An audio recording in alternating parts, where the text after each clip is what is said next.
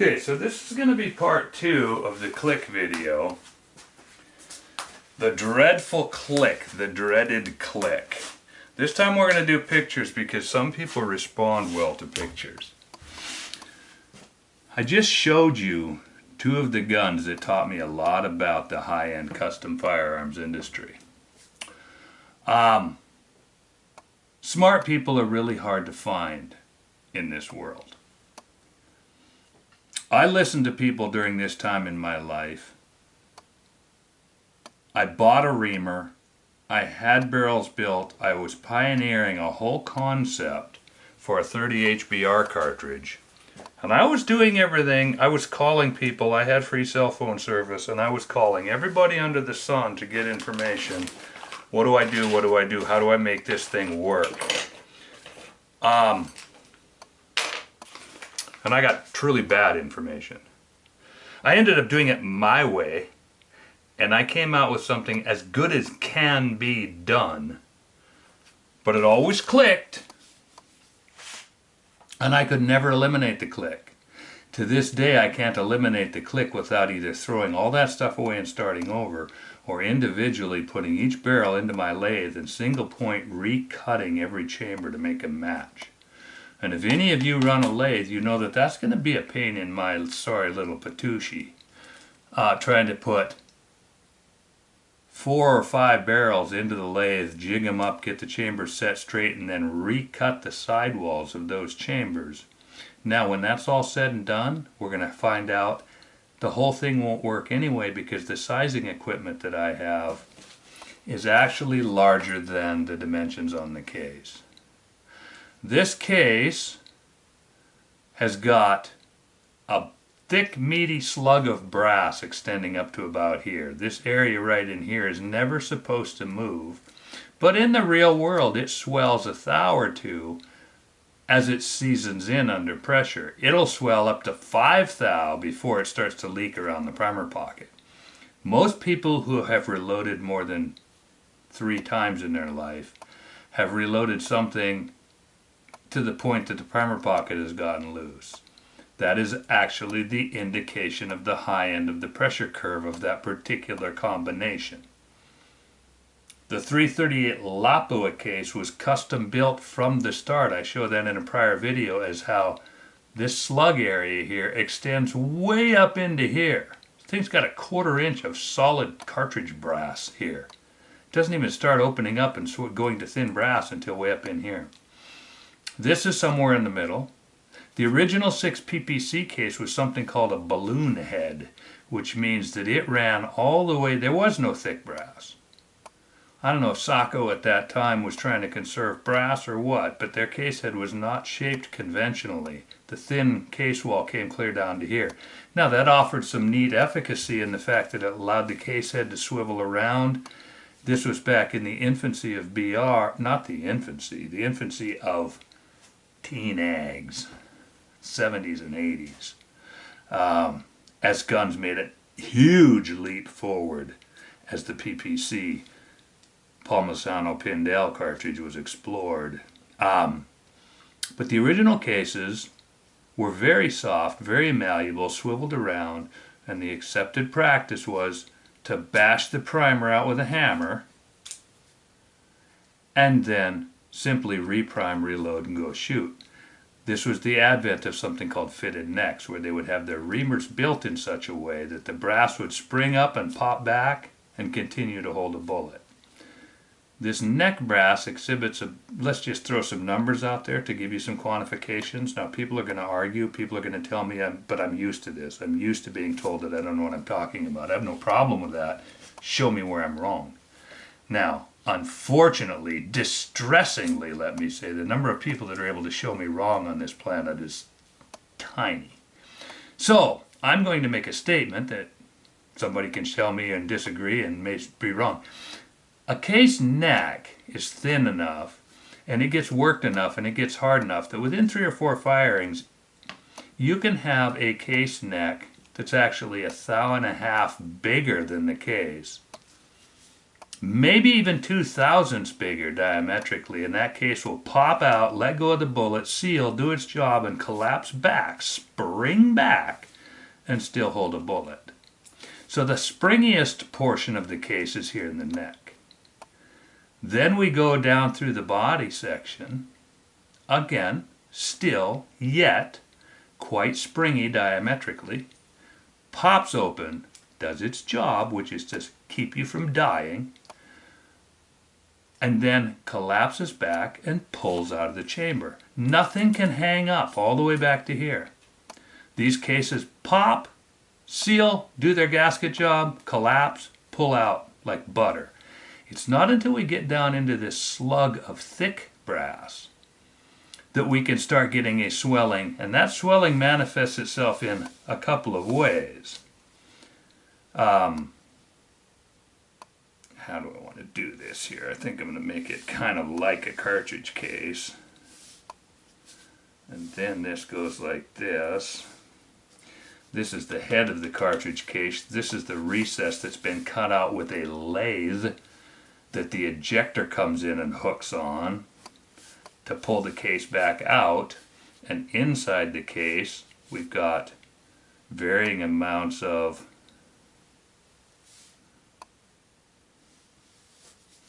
thick brass, all part of this slug area. This can be anywhere from 0.1 to 0.4 of an inch. Make sure that this is showing up on the monitor. Use that to focus a little bit for you guys. Okay, so when this area starts to expand, you start getting clicking.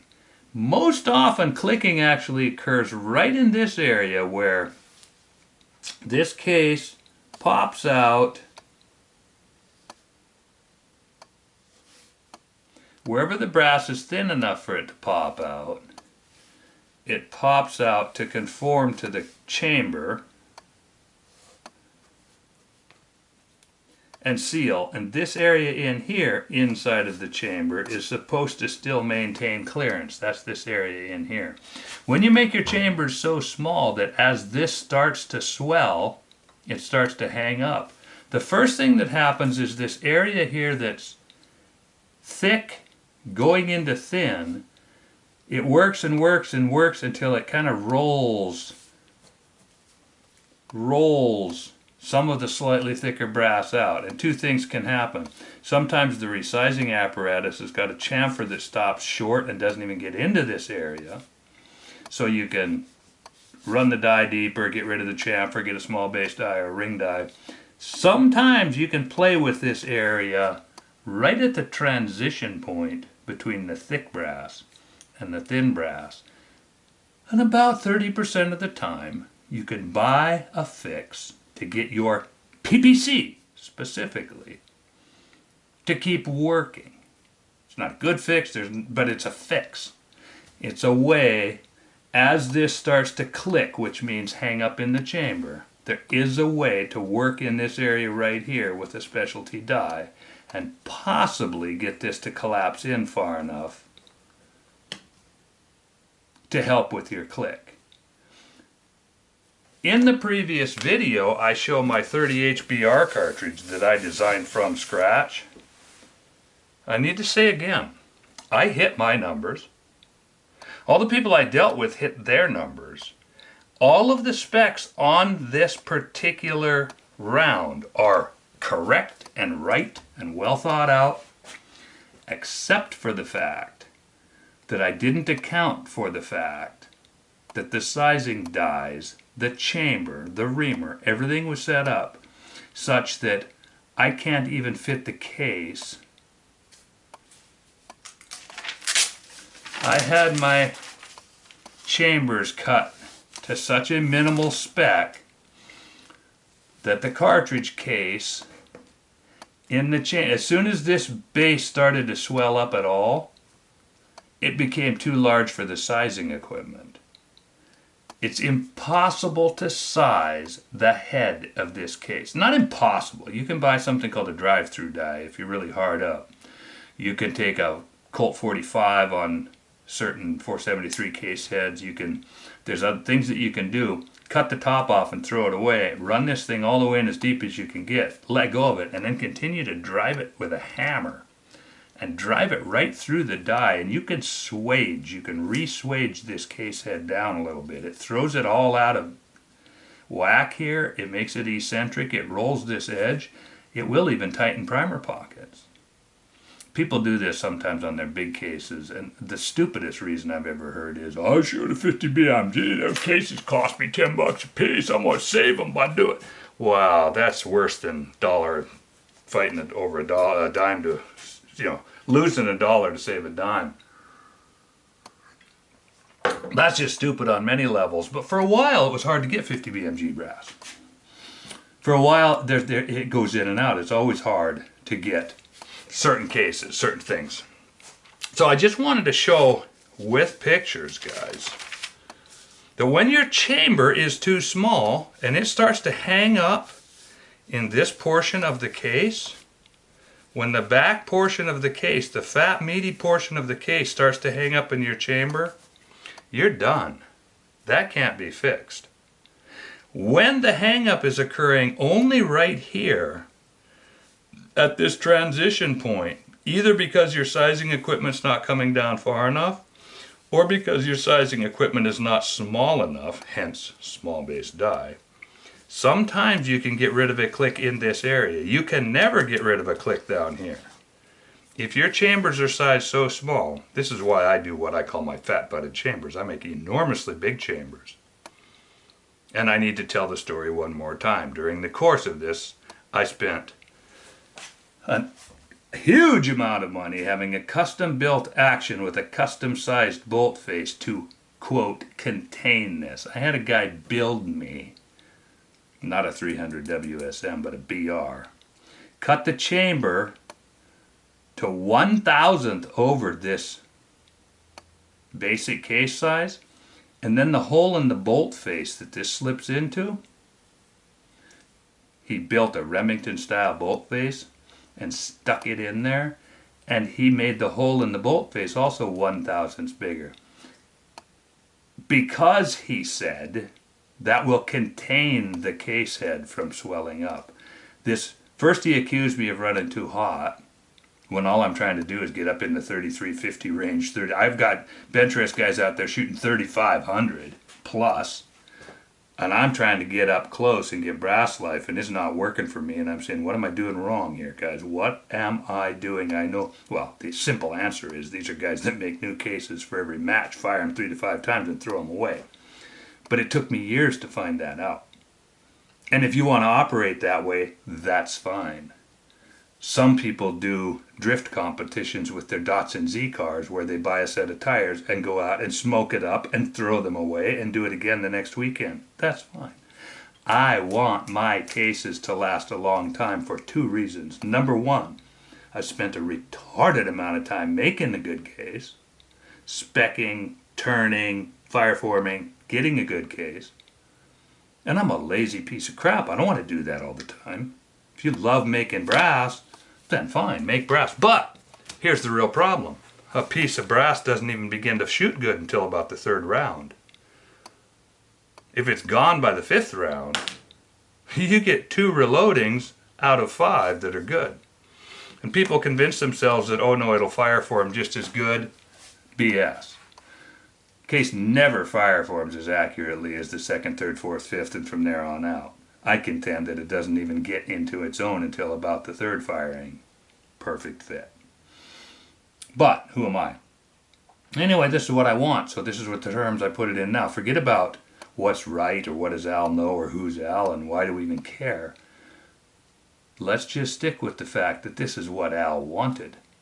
He wanted cases that would take the bench rest pressure to get up into the velocity range that allows for the powder burn, that allows for the consistency, that allows you to win. Got to run hot. And he wanted his cases to last a long time. And he wanted them to fit well so that his aggregate scores were good. And believe me, at this point in my life, I've got all that dialed all the way up to 50 BMG. I can make any gun, including this 300 WSM, that case can be shot 50 times in my chambers, resized over and over and over, full length resized. It does not grow in length, or if it does, it grows in length, so I have to trim it once every 20 shots. And there are two ways to do this. One is really scrupulous resizing techniques, and the other is annealing. I don't like annealing as well for a number of other reasons. You can go with up to 1.5 thou. People call it 2 thousandths. I call BS on that. But you get an extra thou to play with in here if you anneal. You can collapse and work with this area. If you anneal it, turn it back dead soft so it acts like lead. You can play with this and you can get cases to last a long time so that everything fits. All your fitments are good. My problem is I don't like annealing for a couple of other reasons. So the only way to get this to happen in a non-annealing environment, and trust me, annealing doesn't take care of the click. This is another thing I need to get to. Right now we've got a bunch of long-range guys. We got a bunch of F-class and POS and all kind of retard stuff going on. We got 2-mile shooters and mile shooters and king of the 2-mile and a bunch of super low grade fringing on MOA stuff. We got a bunch of people that are really big about they can shoot 3-shot quarter MOA stuff, but this is still miles away from bench rest. Bench rest is guns that are capable of aggregate scores down around 1/10 of an inch. It's hard for me to even describe how far away that is from quarter-minute 3-shot groups. I build hunting rifles that will print quarter-minute 3-shot groups all day long, to use the internet phrase. On call, hold my beer, shoot this. Now, when I start trying to shoot ags with them, there's a couple of problems. The barrels are a little skinny for these big cartridges, so they heat up, so you got to take time and conditions step in. But I'm convinced they would probably still hold 1/3 to 1/4 strong, let's put it that way. They would shoot a quarter-minute strong 5-shot aggregates given time and conditions like a tunnel. Outside in the real world, trying to get groups to print on top of each other day after day, even here in Washington, is really hard because the air mass is constantly moving one way or the other. I could shoot quarter-minute 3-shot groups, 20 of them in a row, and they'll overlay, and you can see that they move back and forth, up and down a little bit due to the prevailing condition at the time, so the gun is still shooting. But the point is, in this quest to bring the two together, right now we got a lot of real crap information out there.